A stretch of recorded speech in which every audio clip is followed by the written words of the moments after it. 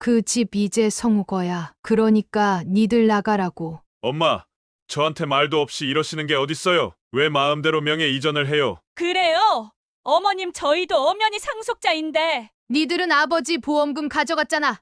그러니 이 집은 성우 거지 왜 그걸 토다는 거야? 성민이, 너 내가 너를 이렇게 가르쳤니? 이 엄마 치매 환자로 몰고 재산 빼돌리라고 내가 그리 가르쳤어? 이 배은망덕한 자식.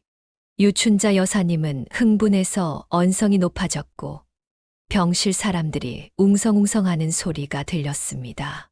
엄마, 아니 무슨 말을 사람들이 다 오해해요. 엄마 치매 환자 맞아.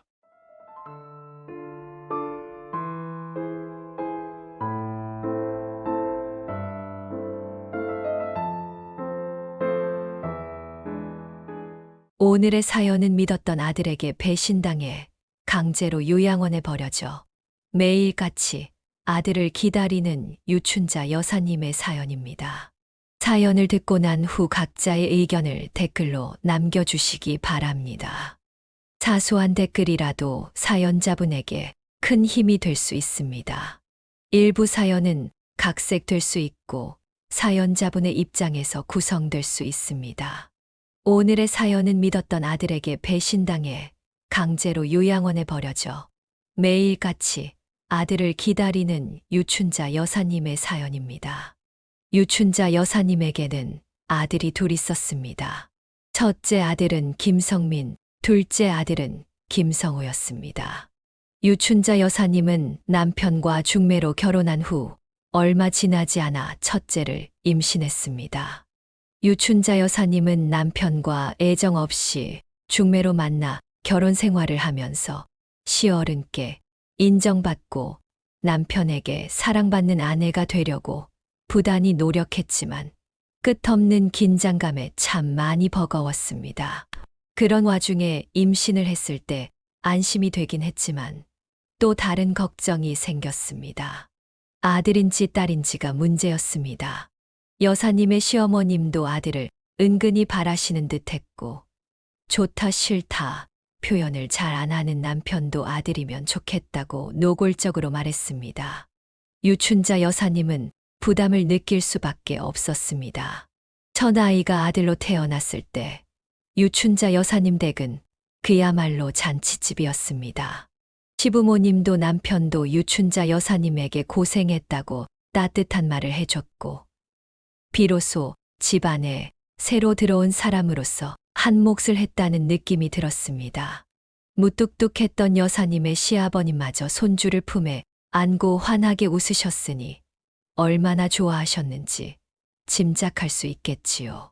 첫째는 성민 씨는 태어나자마자 유춘자 여사님에게 큰 힘이 되어 준 자식이었습니다. 그리고 그 후 2살 터울로 둘째를 낳았는데 둘째도 아들로 태어났습니다. 두 아이는 똑같이 한 배에서 태어났는데도 생김새부터 달랐습니다. 첫째는 생긴 것도 성격도 남편을 닮았고 둘째는 유춘자 여사님과 판박이었습니다. 성격도 유춘자 여사님과 비슷한 면이 많아 형제가 이렇게도 다를 수 있을까 싶었습니다. 남편은 아들이 둘이나 태어나고 나니 딸도 갖고 싶다고 했습니다.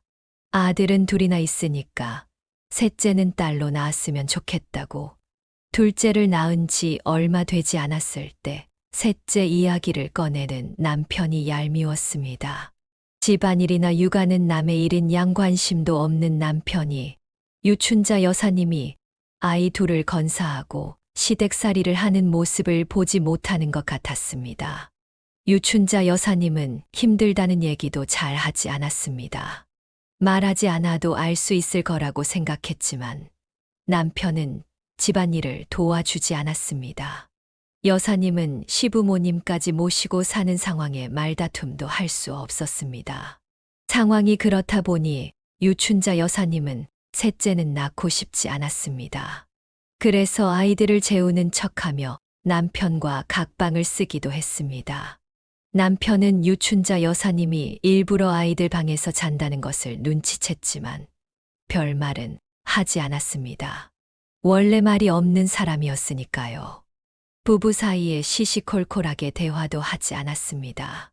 남편은 오로지 직장 생활만 했고, 유춘자 여사님은 오로지 아이들만 챙기며 결혼 생활을 이어갔습니다. 유춘자 여사님도 자신의 인생이 있는데 자신의 욕구는 모두 죽이고 자식과 남편과 시부모님만 챙기면서 사는 게 정답인가 하는 생각이 들었습니다. 하지만 그런 생각이 든다고 해서 다르게 살아갈 방법은 없었습니다. 아이들은 건강하게 잘 자랐습니다. 성향이 다른 두 아이는 학교에 들어가면서 그 차이가 극명하게 나타나기 시작했습니다. 첫째 성민 씨는 차가운 성향으로 약간 이기적으로 보였고, 둘째 성호 씨는 심성이 착하지만 사고뭉치였습니다. 첫째는 자기 것을 잘 챙겼고 뭘 하든 집안에서 인정을 받았습니다. 그런 첫째와 달리 둘째는 공부 머리도 없었고 사고도 잘 쳐서 항상 비교를 당하며 자랐습니다. 둘째를 안타까워하는 마음은 엄마인 유춘자 여사님 뿐이었습니다. 첫째 아이에게는 칭찬이 차고 넘쳤고 둘째에게는 구박과 타박이 많았습니다. 같이 자라다 보니 피할 수 없었던 그런 비교들이 둘째에게 많은 영향을 끼쳤습니다. 첫째는 대학 진학도 수월하게 했고 졸업 후 어렵지 않게 대기업에 취직했습니다. 반면 둘째는 고등학교를 중퇴하고 검정고시로 겨우 졸업장을 따냈습니다. 대학은 생각지도 않았고 직장도 여러 일을 떠돌다가 공사 현장을 전전했습니다. 성우가 뭐 한다고? 노가다! 이놈이 자식이 성우 어딨어? 당장 집에 들어오라고 그래! 유춘자 여사님은 차분히 남편을 달래며 말했습니다. 여보, 진정해요. 다 큰애한테 언제까지 그렇게 윽박지를 거예요. 남편은 답답해하며 소리쳤습니다. 그놈은 뭐 하나 알아서 하는 게 없어. 형의 반이반만큼도 못하는 자식. 어휴, 내 이 자식을 그냥... 지 딴에는 용돈 벌어서 쓴다고 하는데 그냥 좀 다독여주면 안 돼요? 지 형은 대기업에 취직해서 지금 대리 승진한다고 하는데 그 자식은 고작 한다는 짓이 남한테 굽실거리는 일이나 하고 있으니 내가 안 답답하냐고! 집에서 도대체 애교육을 어찌 시킨 거야? 유춘자 여사님은 남편의 말을 듣고 무력감을 느꼈습니다. 28살이나 됐는데도 아직도 교육 운운하며 여사님 탓을 하는 남편. 알아서 잘하는 첫째는 자기 닮아서 그렇고 둘째는 여사님이 교육을 제대로 못 시켜서 그렇다고 할 뿐이었습니다. 어릴 때부터 계속 못한다는 소리만 듣고 자란 둘째는 남들이 보면 그저 그런 한심한 놈일지 모르지만 유춘자 여사님 눈에는 지 아빠한테 인정받고 싶어서 애쓰는 그런 순한 아이였습니다. 엄마인 유춘자 여사님의 생각은 그러했지만 집안에서는 사고뭉치 한심한 꼴통으로 통하는 둘째 성호 씨였습니다. 상황이 그러하니 첫째 성민 씨도 동생을 한량으로 바라봤고 둘은 붙었다 하면 으르렁거리며 싸우기 바빴습니다. 그렇게 시간은 흘러 첫째 아들 성민 씨가 혼기가 찼을 때였습니다. 엄마, 아버지, 저 결혼하고 싶습니다. 남편은 깜짝 놀라며 물었습니다. 뭐, 결혼. 그래, 봐둔 여자는 있냐? 네. 저랑 같은 회사 다니는 여직원인데 2년 정도 교제했습니다. 같은 회사에 다녀. 아이고, 능력 있는 여자 데리고 왔구나. 어디 얼굴 한번 보자. 집으로 데리고 오너라. 첫째 성민 씨는 대리로 승진한 지 얼마 되지 않아 결혼하고 싶다며 여자를 데리고 왔습니다. 같은 회사에 다니고 있었고 집안도 나쁘지 않았습니다. 다만 집에서 외동으로 컸다는 소리에 유춘자 여사님은 걱정이 되었습니다. 유춘자 여사님은 집에서 외동이면 관심을 많이 받고 자랐을 텐데 과연 까탈스러운 첫째와 결혼 생활을 완만하게 하겠나 싶은 생각이 들었습니다. 그것만 빼면 부족할 것 없는 혼처였죠. 그런 유춘자 여사님의 걱정과는 달리 남편은 며느리감이 마음에 들어서 어쩔 줄을 몰라 했습니다. 아무래도 그 아이 집안이 아주 마음에 드는 것 같았습니다. 그래, 아버지가 사업을 하신다고? 네, 건설 쪽으로 하고 계세요. 아유, 그래. 사업이 쉽지 않은 일인데 대단하시구나. 감사합니다. 유춘자 여사님의 남편은 사돈댁의 아이가 외동이라서 그 사업체가 나중에 첫째에게 넘어오지 않을까 하는 기대를 했습니다. 그렇게 되면 좋은 일이긴 하지만 유춘자 여사님은 또 아들이 너무 치이지는 않을까 걱정도 되었습니다. 성민 씨의 집안도 못 사는 건 아니었지만 만년 직장 생활만 한 남편과 사업하는 집안이랑은 아무래도 좀 다를 거니까요. 유춘자 여사님의 우려와는 달리 남편은 아들의 결혼을 두 손 들고 환영했고, 그렇게 첫째 성민 씨는 결혼식을 올렸습니다. 결혼을 준비하는 동안 둘째 성호 씨는 친척들 사이에서 천덕꾸러기가 되었습니다. 오랜만에 만난 친척들은 첫째 성민 씨의 결혼을 축하하면서 어김없이 둘째 성호 씨의 근황도 확인하려고 했습니다. 어릴 때부터 계속된 비교에 익숙해진 둘째 성호 씨는 어른들이 계실 때 집에 들어오려고도 하지 않아 유춘자 여사님은 마음이 많이 아팠습니다. 남들 눈에는 모자라게 보여도 유춘자 여사님에게는 소중한 아들이니까요. 첫째가 장가를 가면서 분가해 집이 비자 둘째는 전에 없이 집에서 보내는 시간이 늘었습니다. 물론 남편이 없는 시간에 주로 집에 있었지만요. 그러다 보니 자연스레 유춘자 여사님과 둘이 보내는 시간이 늘었습니다. 성호야, 일어나서 점심 먹어. 아, 네, 얼른 나올게요. 밤에 일을 하는 아들은 새벽녘에 들어와서 잠을 잤고, 유춘자 여사님은 오전 중에는 푹 자도록 놔두고 점심시간에 깨워서 밥을 먹였습니다. 남들 다 일할 때 잔다고 남편은 둘째를 한심스러운 놈이라고 말했지만 유춘자 여사님은 그런 둘째가 안쓰럽기만 했습니다. 그래서 점심 먹을 때 꼭 같이 먹었습니다. 밤에 일하는 거 힘들지 않아? 이제 다른 일도 좀 해보자. 이젠 적응돼서 안 힘들어. 이제는 나도 애들 관리하고 그래서 예전보다 더 편해. 위험하고 그런 건 아니지? 그런 일은 하면 안 돼. 네, 엄마, 내가 알아서 할게.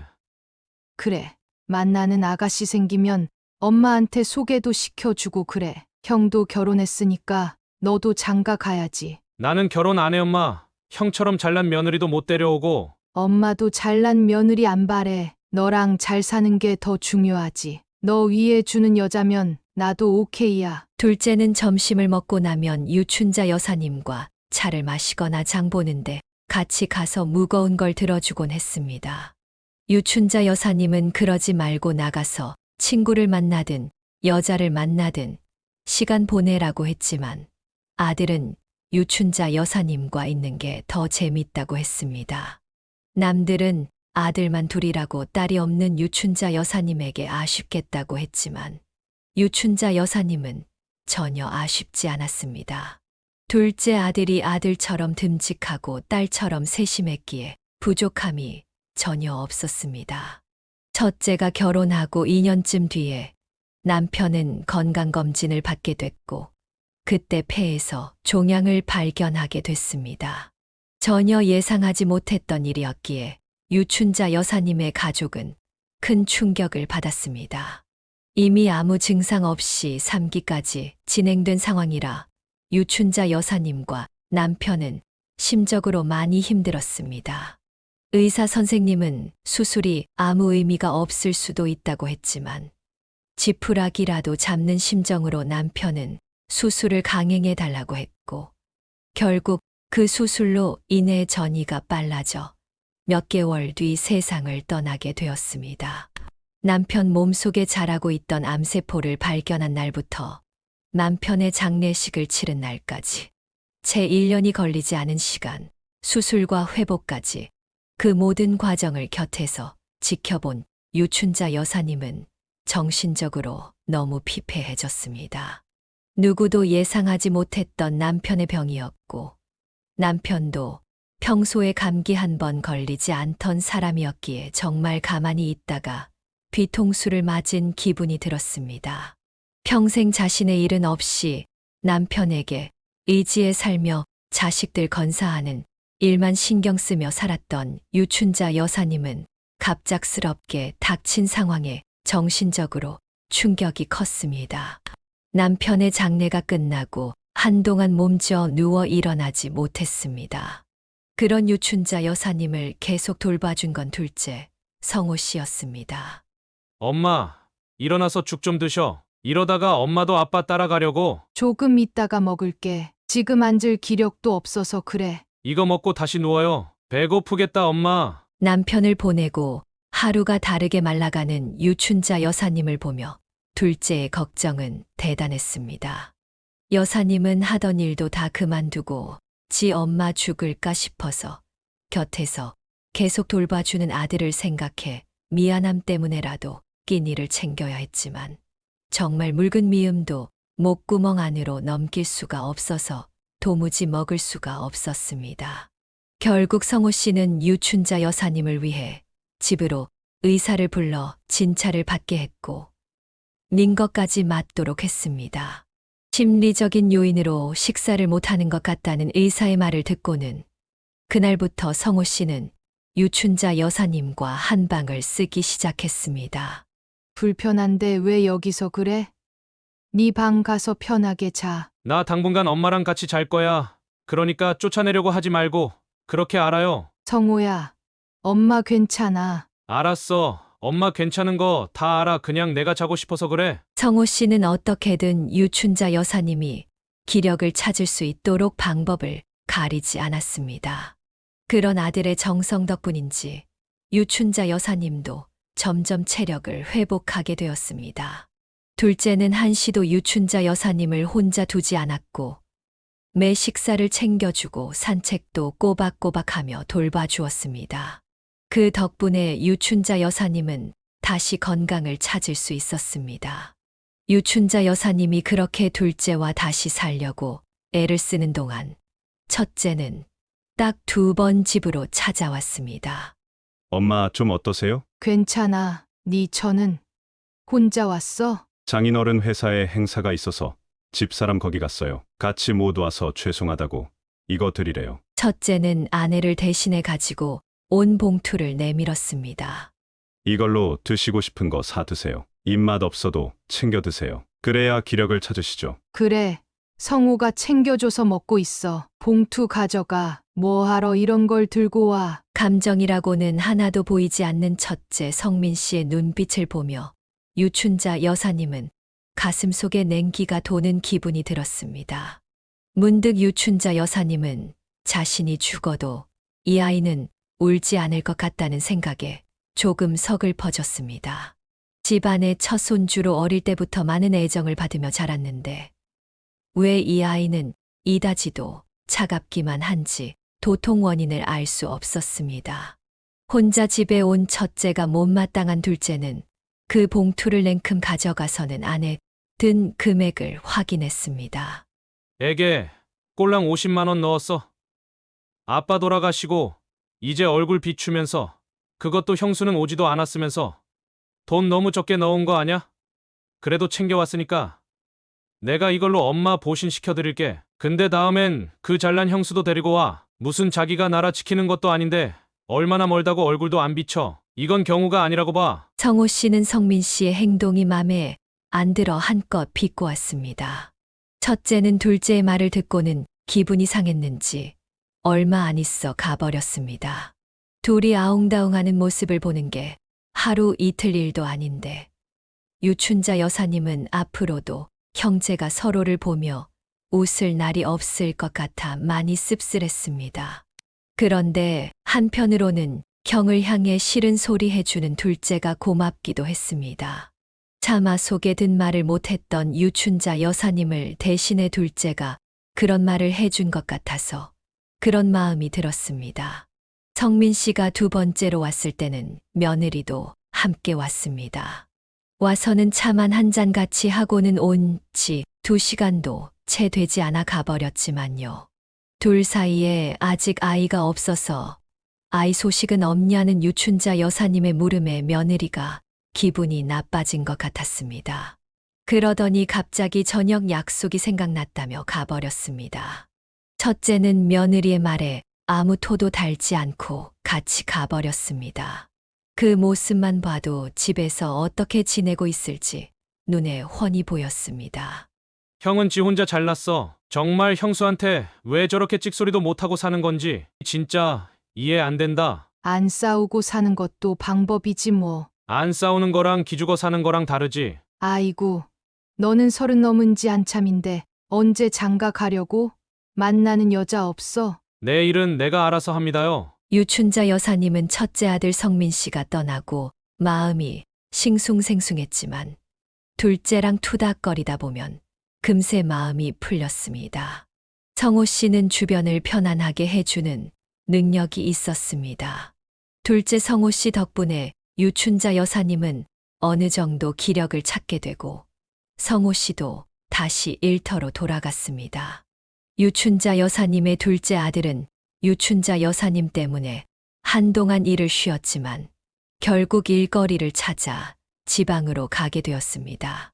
유춘자 여사님은 못내 걱정이 되어 발걸음을 떼지 못하는 아들을 어서 가서 한 푼이라도 벌어 며느리 데리고 오라고 등 떠밀어 보냈습니다. 군대 갈 때 빼고는 떨어져 지낸 적이 없었는데 괜찮다고 가라고 해놓고 빈집에 홀로 있는 게 얼마나 외로웠는지 모릅니다. 유춘자 여사님이 걱정이 돼서 일터로 떠나는 마지막 날까지 유춘자 여사님이 밥도 잘 먹고 거동도 잘 할 수 있는 걸 확인하고서야 마음을 놓고 일하러 가는 둘째 아들을 보며 얼마나 고마웠는지 모릅니다. 세상이 뭐라 하든 둘째가 유춘자 여사님에게는 최고의 아들이었습니다. 둘째가 지방으로 가고 유춘자 여사님은 체력을 키운다고 운동도 하고 등산도 하면서 노력을 했습니다. 자꾸 몸을 놀리면서 바쁘게 지내면 둘째 생각이 덜 날까 싶어 그랬습니다. 그러는 동안 먼저 간 남편에 대한 마음도 많이 정리가 되었습니다. 남편이 남기고 간 집과 보험금, 퇴직금들이 있어서 유춘자 여사님 혼자 남은 노후를 사는 건 크게 걱정이 되지 않았습니다. 사는 동안 유춘자 여사님에게 참정이 없던 사람이었지만 그래도 성실한 건 알아줬습니다. 착실하게 재산을 만들어 놓았기에 덕분에 유춘자 여사님도 노후 걱정 없이 지낼 수 있었으니 그것 또한 고마운 일이었습니다. 집도 지금은 혼자 살기에 큰 듯했지만 아이들이 어릴 때부터 자란 추억이 남은 곳이라 넓더라도 계속 살고 싶었습니다. 나이가 들수록 추억을 먹고 사는 것이기 때문에 그 집을 계속 남기고 싶었습니다. 그러던 어느 날 첫째네가 갑자기 찾아와서 딴소리를 했습니다. 어머님, 이 집 팔고 신축 아파트로 이사하시는 거 어떠세요? 어머님 혼자 살기에 크기도 하고 옆 동네에 신축 아파트 단지가 들어왔던데 거기가 또 주변에 공원 조성도 잘 되어 있고 해서 살기 좋대요. 작은 평수로 해서 그쪽으로 이사하셔요. 어머님도 아버님 믿고 새 출발하셔야죠. 어쩐 일로 첫째와 같이 온 며느리가 과일 바구니를 안겨주며 이사를 얘기했습니다.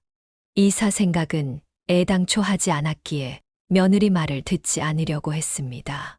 그런데 성민 씨가 곁에서 말을 거들었습니다. 엄마, 우리 집이랑도 가까워서 그쪽으로 이사하시는 게 좋을 것 같아요. 내가 이제 엄마한테 잘해보고 싶어서 그래요. 가까이 계시면 내가 찾아오기도 좋고 우리 이제 애도 가질 건데 우리 집에도 자주 오셔서 손주도 보고 그러셔야죠. 성호 씨 부부는 지금 임신을 하려고 애쓰는 중이라며 유춘자 여사님에게 이런저런 핑계를 대며 이사를 하자고 조르기 시작했습니다. 그렇게 살갑게 말을 걸던 녀석이 아닌데 그러니 단박에 거절하기도 어려웠습니다. 하지만 거절하기 어렵다고 덜컥 집을 팔고 이사 가는 것도 내키지 않았습니다. 유춘자 여사님은 아들 내외에게 이사 가는 건 좀 더 생각해 보자고 했습니다. 둘은 실망하는 표정을 짓더니 알았다고 하고선 갔습니다. 혹시나 둘째가 이 일을 알면 신경을 쓸까봐 말하지는 않았는데 그날 이후 성호 씨와 며느리가 자주 유춘자 여사님을 찾아왔습니다. 어머님, 이사 가시는 건 아예 생각이 없으세요? 이제 그 얘긴 그만하고 싶구나. 내가 싫다고 몇 번을 말해. 유춘자 여사님은 결국 역정을 내고 말았습니다. 아들과 며느리는 표정이 굳어버렸습니다. 잠시 어색한 분위기가 흐르고 며느리가 다시 말을 시작했습니다. 어머님, 그동안 말씀을 안 드렸는데 이 회사 그만뒀어요. 며느리는 침착하게 말을 이어갔습니다. 아들이 다니던 회사를 그만두고 사업을 시작했다는 소리였습니다. 처음에는 운영이 잘 되어 돈도 꽤 벌었지만 갈수록 어려워졌고 급한 대로 막다 보니 현재 살고 있는 아파트까지 모조리 저당 잡혔다는 말을 했습니다. 유춘자 여사님은 생각지도 못한 말에 너무 놀랐고 그 순간 남편의 보험금이 생각났습니다. 남편의 보험금은 아들이 장인의 회사에 급히 돈이 필요하다고 빌려달라고 해서 넘겨주었던 것이었습니다. 꼭 다시 돌려준다고 해서 아들의 면을 세워주려고 넘겼던 그 돈의 행방이 갑자기 불안해지기 시작했습니다. 엄마, 죄송해요. 그 돈도 지금은 없어요. 성민아, 너 그 돈이 어떤 돈인데? 그러니까요, 엄마. 이 집 팔아서 나 돈 좀 해줘요. 지금 회사 부도 나면 정말 한 푼도 못 건져요. 지금 급한 불만 끄면 다시 일어설 수 있어요. 그러니까 아파트 팔고 나 좀 도와주세요. 너무나 갑작스러운 상황에 유춘자 여사님은 어찌할 줄을 몰랐습니다. 아들이 회사를 그만둔 것도 충격이었는데 그 뒤에 줄줄이 들리는 소식들은 차마 유춘자 여사님의 머릿속에서 정리조차 되지 않았습니다. 아들과 며느리가 유춘자 여사님만 바라보는 눈빛으로 쳐다보는데 너무나 난감했습니다. 둘이 얼마나 급하면 유춘자 여사님에게 이러겠나 싶었지만 그래도 이건 아니다 싶어서 유춘자 여사님은 단호하게 거절했습니다. 이 집은 안 돼. 니들이 얼마나 급한 상황인 줄은 내 알겠다만 그래도 이 집은 안 돼. 안 돼. 성민아. 집을 팔 수 없다는 유춘자 여사님의 얘기를 듣고 둘은 마음이 상했다는 표정을 지었습니다. 그러더니 인사도 없이 그냥 가버렸습니다. 2억이나 되는 남편의 보험금이 몽땅 사라졌지만 첫째 아들 성민 씨는 미안하다는 말 한마디 없이 매정하게 가버렸습니다. 그런 아들의 뒤통수를 보면서 유춘자 여사님은 억장이 무너지는 기분이 들었습니다. 이미 수억을 말아먹은 사업을 무슨 수로 다시 일으킨다는 건지 이 집을 팔아서 도와줘도 어려울 것 같은 예감이 들었습니다. 게다가 유춘자 여사님도 제 노후에 이 집이 꼭 필요했기에 넘겨줄 수 없었습니다. 이런저런 사정으로 거절했지만 유춘자 여사님의 마음도 불편하긴 마찬가지였습니다. 첫째 아들 성민 씨도 자식인데 부모 마음에 뭐라도 도와주고 싶었지만 아무리 생각해봐도 이건 아닌 것 같았습니다. 혹시라도 일이 잘못돼 성민 씨 부부가 갈 곳이 없으면 이 집에라도 들어와서 같이 살아야 할 텐데. 유춘자 여사님은 이런저런 계산을 다 한 거지만 그래도 아들 내외는 서운함을 감추지 못했습니다. 그러던 중 반가운 전화가 왔습니다. 둘째 아들 성호 씨에게 전화가 왔습니다. 엄마, 요새 잘 지내시지? 둘째는 일이 바쁜지 며칠에 한 번씩 전화를 했고 지방에 있는 애가 혹시 여사님을 걱정할까봐 있었던 일은 말하지 않았습니다. 둘째도 언제까지나 유춘자 여사님의 뒤치다거리만 하며 살 수는 없으니 부담이 되는 말은 아끼자 싶었습니다. 둘째는 일하러 가서 참한 여자를 소개받았다면서 나중에 유춘자 여사님께 소개를 시켜주겠다고 했고 그 목소리에는 온통 들떠서 기분이 좋아 보였습니다. 그 소식이 반갑기도 하고 씁쓸하기도 했습니다. 이제는 나이 먹어가는 일만 남은 유춘자 여사님에게 둘째의 목소리는 기분 좋게 해주었고 첫째 소식은 마음을 무겁게 했습니다. 유춘자 여사님이 집을 팔지 않겠다고 단호하게 말한 후 한동안 첫째는 집에 발걸음을 하지 않았습니다. 그러더니 다시 집을 찾아왔습니다. 어머님, 어제 제가 갖다 드린 반찬은 다 드셨어요? 뭐? 반찬. 네가 어제 왔다고? 네.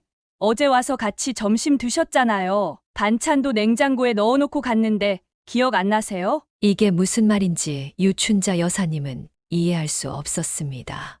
며느리와 첫째 아들은 어제 왔다고 주장했지만 유춘자 여사님의 기억에는 아이들이 오지 않았습니다.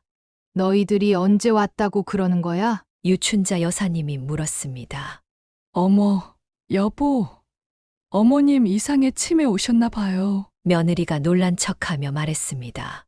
아들 부부가 갑자기 유춘자 여사님을 치매 환자로 몰기 시작했습니다.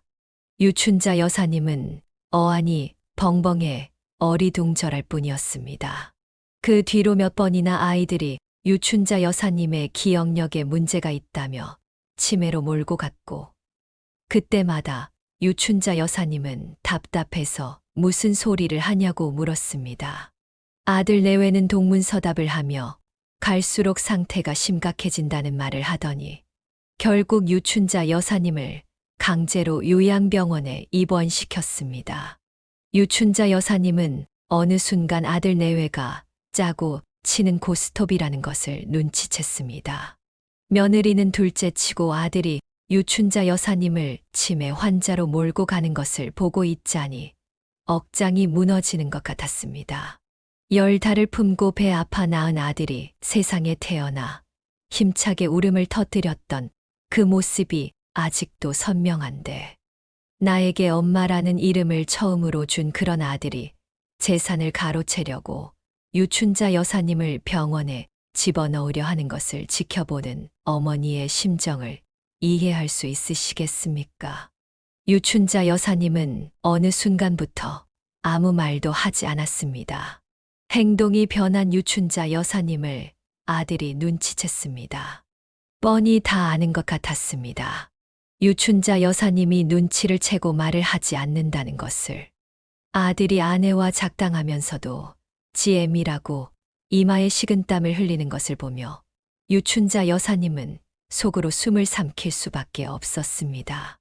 며느리는 유춘자 여사님이 말을 안 하니 자기 마음대로 되는 게 신이 난 것 같았습니다. 유춘자 여사님은 억울했지만 성질을 부리며 난동을 피우면 요양병원이 아니라 정신병원으로 가게 될 것 같은 분위기였습니다. 아들 내외가 충분히 그렇게 하고도 남을 것 같았습니다. 유춘자 여사님은 며느리와 아들이 이렇게까지 할 수 있다는 것이 도무지 믿기지 않았고 이해도 되지 않았습니다. 한 가지 확실한 건 첫째가 유춘자 여사님이 알던 그 아들이 아니라는 것이었습니다. 결혼을 하고 아들은 완전히 변해버렸습니다. 엄마, 당분간 여기 계세요. 혼자 집에 계시다간 무슨 일이 있을지도 몰라서 제가 불안해서 안 되겠어요. 제 마음 이해하시죠? 요양병원에 입원하는 날, 아들은 유춘자 여사님의 손을 붙잡고 말했습니다. 지 마음 편하자고 둘러대는 말을 들으며 유춘자 여사님은 눈물을 흘렸습니다. 결국 유춘자 여사님은 이렇게밖에 될 수 없구나 싶어 자신이 너무 비참하게 느껴졌습니다. 엄마, 왜 울고 그러세요? 제 마음 불편하게 하려고 일부러 그러시는 거죠? 첫째 아들 성민 씨가 말했습니다. 너는 이 애미한테 한다는 소리가 고작 그런 말밖에 없냐? 유춘자 여사님은 첫째에게 호통을 쳤고 아들은 오히려 자기가 상처받았다는 표정으로 병실을 나가 버렸습니다. 아들이 가고 난 후 한참이나 혼자 숨죽여 울었습니다. 병실을 같이 쓰는 다른 노인들이 무슨 일인가 싶어 쳐다봤지만 눈물이 그치지 않았습니다. 그날 밤 베개가 흠뻑 젖을 때까지 유춘자 여사님은 밤새도록 그렇게 울었습니다. 아픈 사람들이 가득한 요양병원에서의 생활은 암울하기만 했습니다. 병이 있는 사람이면 모를까 멀쩡한데 온종일 가만히 있는 것은 너무나 힘들었습니다. 그렇게 유춘자 여사님이 요양병원에 온 지도 2개월이 흘렀습니다. 유춘자 여사님은 매일매일 아들들이 찾아오기를 기다리고 있었습니다. 이렇게 가만히 있으면 안 된다는 생각에 유춘자 여사님은 둘째 아들 성호 씨에게 연락했습니다. 엄마, 어디에요? 아, 왜 집에 연락이 안 돼? 성호 씨가 물었습니다. 간호사들이 왠지 유춘자 여사님을 감시하는 것 같은 느낌이 들어서 유춘자 여사님은 요양보호사 한 명을 잘 설득해 핸드폰을 빌렸습니다. 그걸로 둘째에게 전화를 걸었습니다. 유춘자 여사님은 둘째에게 있었던 일을 모두 다 얘기했고 뒤늦게 상황을 알게 된 둘째는 화가 나서 어쩔 줄을 몰라 했습니다. 아니, 그 인간이 진짜 어떻게 엄마를 치매 환자로 몰아? 지가 어떻게? 유춘자 여사님은 계속 울기만 했습니다. 뭐라 말을 할 수가 없었습니다. 둘째 아들 성호 씨는 곧 병원으로 찾아오겠다고 말하고 전화를 끊었습니다. 다음 날 둘째는 병원으로 유춘자 여사님을 찾아왔습니다. 이게 뭐니? 엄마 혼자 있는 게 걱정돼서 내가 집에 CCTV 달아놨어요. 뭐? 아니, 언제? 괜히 엄마가 불편해할까봐 말은 안 했는데, 내가 영상 다시 찾아보니까 형이랑 형수가 연극한 게 분명하더라고요. 둘째는 지방으로 일을 가면서 유춘자 여사님이 불안해할까봐 홈 CCTV를 설치해 놓고 갔습니다. 집 현관과 마당에 설치가 되어 있어서 첫째 내외가 밖에서 대화를 나눈 게 모두 녹화가 되어 있었습니다. 그걸 둘째가 확인하고 유춘자 여사님에게 말해 주었습니다. 형이 집 담보 잡고 대출 알아보려고 한 것 같아. 알고는 있었지만 둘째의 입으로 사실을 재확인받으니 유춘자 여사님은 가슴이 미어질 것 같았습니다. 한참을 오열하다가 순간 첫째가 괘씸하다는 생각이 들었습니다. 내가 어떻게 키웠는데 먹을 거 안 먹고 학원 보내주고 입을 것 안 입고 대학 보내줬더니 이렇게 뒤통수를 칠 수가 있나? 너무나 괘씸했습니다. 보니까 지금 형수랑 형이랑 집에 들어와서 사는 것 같아. 살던 집 이미 팔아먹었는지. 그래, 알았다. 나도 가만히 있을 수 없지. 유춘자 여사님은 마음을 단단히 먹었습니다. 이대로 당하고만 있을 수는 없었으니까요. 일주일 뒤에 유춘자 여사님은 첫째에게 전화를 걸어 할 말이 있으니 며느리와 같이 병원으로 오라고 했습니다. 챙기는 게 있는지 둘은 바로 왔습니다. 어머님, 얼굴이 지난번보다 좋으시네요. 요즘 요양원 밥 맛있죠? 내가 환자도 아닌데 환자식이 입에 맞겠니? 엄마, 또 이러시네. 치매라는 게 계속 왔다 갔다 하니까. 엄마 너무 걱정 마세요. 유춘자 여사님은 아들과 며느리를 남 보듯이 쳐다봤습니다. 무슨 말씀하시려고 부르셨어요? 기다려봐. 올 사람이 있으니까. 둘은 무슨 말인가 싶어 궁금해했습니다. 유춘자 여사님은 둘째가 오기를 기다리며 입을 다물고 있었습니다. 곧 둘째가 병실로 들어왔고 심상치 않은 분위기에 병실에 있는 모두가 주시하고 있었습니다. 둘째는 형과 형수를 보고도 인사도 않고 벌레 보듯 쳐다봤고 첫째도 둘째를 보며 못마땅한 표정을 지었습니다. 그 둘을 번갈아 보다가 유춘자 여사님은 입을 열었습니다. 재아가 내 집에 살림을 차렸다고 하더구나. 어머님 집 오래 비워두면 안 좋다잖아요. 어머님 퇴원하시기 전까지 저희가 집 관리할게요. 말이 관리지 지들이 꿰차겠다는 말을 빙둘러 말하는 며느리를 유춘자 여사님은 가소롭게 쳐다봤습니다. 니들 그만 집 빼라. 에이, 엄마 왜 그러세요? 첫째가 능글거리며 받아쳤습니다. 그래서 유춘자 여사님은 둘째에게 받은 등기 권리증을 보여줬습니다. 그 집 이제 성우 거야. 그러니까 니들 나가라고. 엄마! 어머님! 한 발 늦었다는 듯 첫째의 표정이 심각해졌습니다. 엄마! 저한테 말도 없이 이러시는 게 어딨어요? 왜 마음대로 명예 이전을 해요? 그래요? 어머님 저희도 엄연히 상속자인데. 니들은 아버지 보험금 가져갔잖아. 그러니 집은 성우 거지 왜 그걸 토다는 거야? 성민이, 내가 너를 이렇게 가르쳤니? 이 엄마 치매 환자로 몰고 재산 빼돌리라고 내가 그리 가르쳤어? 이 배은망덕한 자식. 유춘자 여사님은 흥분해서 언성이 높아졌고 병실 사람들이 웅성웅성하는 소리가 들렸습니다. 엄마, 아니 무슨 말을 사람들이 다 오해해요. 엄마 치매 환자 맞아. 그때 둘째가 나섰습니다. 내가 CCTV 설치했어. 거기에 형이랑 형수 얘기하는 거 다 녹음됐던데 몰랐지? 이제서야 첫째 아들의 얼굴이 사색이 되었습니다. 성호 씨는 둘이 대화했던 내용이 뭔지 다 아는 눈치였습니다. 그 대화 듣고 소름 끼쳤어. 아니, 둘 다 멀쩡하게 생겨서 속은 어쩜 그리 썩어 문드러졌는지. 형수, 좀 너무한 거 아니에요? 시집 와서 한 거 별로 없는 걸로 아는데 기어이 시어머니 치매 환자로 만들어서 재산까지 빼돌려? 도련님, 말씀 좀 심하신 거 아니에요? 여전히 잘못을 모르고 고개를 뻣뻣하게 들고 있는 며느리를 보며 유춘자 여사님은 고개를 절레절레 저었습니다. 며느리가 처음 집에 인사 왔을 때 집안이 좋다고 좋아하던 남편의 생각이 떠올랐습니다. 그 뒤로도 남편이 며느리 비위를 맞추려고 할 때마다 눈 감아 주던 일이 떠올라 이미 죽고 없는 사람에게 속으로 비웃었습니다.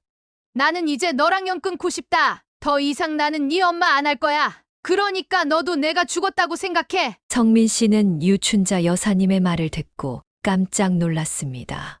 한 번도 첫째에게 모진 소리를 한 적이 없었는데 그게 유춘자 여사님의 잘못이었구나 싶었습니다. 나도 네가 죽었다고 여길 거야. 차마 하지 못했던 말을 결국 입 밖에 내자 첫째는 유춘자 여사님에게 다가와 무너지듯이 무릎을 꿇었습니다. 엄마, 제가 잘못했어요. 제가 정말 잘못했어요. 어릴 때를 제외하고 한 번도 제 앞에서 운 적이 없던 그 도도한 첫째 아들이 눈물 콧물 범벅이 되어 유춘자 여사님에게 잘못했다고 빌었습니다. 아들이 그러는 모습을 보고 며느리는 멋쩍은 듯 곁에 서 있을 뿐이었습니다.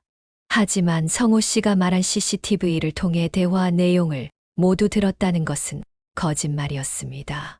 사실 CCTV에는 녹음 기능이 없었습니다. 상황을 대충 맞춰보고 둘째 아들 성호 씨가 기지를 발휘해 첫째 아들 성민 씨 부부를 떠보기 위해 미끼를 던져본 것이었습니다. 그런데 그들이 딱 걸려버린 것이었습니다. 내심 아닐 거라고 생각했던 유춘자 여사님의 마음이 슬퍼지기 시작했습니다. 유춘자 여사님은 침착하게 말을 이어갔습니다. 내가 너희를 이렇게 키웠는데 어떻게 나를 이렇게 배신할 수 있니? 성민아, 너는 어쩌다 이렇게 되었니?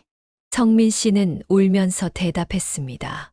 엄마, 정말 미안해요. 제가 순간적으로 욕심이 나서. 하지만 이제 정말 뉘우쳤어요. 제발 용서해 주세요. 나는 너를 용서할 수 없다. 요양병원에 혼자 버려진 그 시간들이 잊혀지지가 않는다. 그러니 일어나거라. 다신 너를 보고 싶지 않다. 유춘자 여사님은 단호하게 말했습니다. 성민 씨는 거듭 유춘자 여사님에게 용서를 빌며 울었지만 유춘자 여사님은 아들을 용서하지 않았습니다. 나중에는 며느리조차 울며 매달렸지만 유춘자 여사님은 단호하게 그 둘을 내쳐버렸습니다. 그렇게 1시간 동안 그들은 눈물로 읍소했지만 결국 제풀에 지쳐 스스로 떠났습니다. 유춘자 여사님은 용서할 수 없었습니다. 아니, 아들을 위해서라도 용서를 하면 안 된다는 생각이 들었습니다. 아들이 인생을 바로 살아가려면 유춘자 여사님이 단호해져야 한다는 생각이 자꾸만 들었습니다. 그날 이후 유춘자 여사님은 성민 씨 내외를 만나지 않았습니다. 가끔 핸드폰에 장문의 문자가 와서 안부를 묻긴 했지만 유춘자 여사님은 묵묵부답을 고수하고 있었습니다. 둘째에게 넘겼던 그 집은 결국 팔았습니다. 추억 때문에 남겨두고 싶었지만 좋은 추억만 있었던 건 아니라 문득문득 떠오르는 생각이 유춘자 여사님을 고통스럽게 했습니다. 지금은 유춘자 여사님과 성호 씨 부부가 같이 살고 있습니다. 2층 집을 새로 지어 1층에는 유춘자 여사님이 지내고 2층에는 성호 씨 부부가 지내고 있습니다. 둘째는 그 이후 만나던 아가씨와 결혼을 했습니다. 성민 씨와는 달리 마음씨가 착하고 따뜻한 참한 아가씨를 데려왔고 이내 결혼을 했습니다. 성민 씨는 개인 파산을 했다고 합니다. 그리고 장인의 회사에 들어가 일을 한다고 들었습니다. 장인도 첫째가 사업으로 힘들 때 도와줬지만 어느 순간 더 이상 위험하다는 판단에 손을 뗐다고 합니다. 그래서 결국 유춘자 여사님에게까지 손을 빌렸던 모양이었습니다. 그 사정을 이해하지 못하는 건 아니지만 그래도 아들이 유춘자 여사님에게 한 행동은 있을 수 없는 일이었습니다. 어떤 일이 있어도 그러면 안 되는 것이었죠. 결과적으로 그 사건으로 아들이 인생의 교훈을 얻었을 거라고 유춘자 여사님은 생각합니다. 여기까지 유춘자 여사님의 사연이었습니다. 강제로 요양병원에 버려져 매일 아들을 기다리며 눈물로 지새웠을 유춘자 여사님의 사연을 들으니 조금 서글퍼집니다. 오늘의 사연을 듣고 각자의 의견을 댓글로 적어주시기 바랍니다. 사소한 의견일지라도 사연자분에게는 큰 힘이 됩니다. 노골적인 악성 댓글은 사연자분에게 상처가 될 수 있으니 삼가주시기 바랍니다.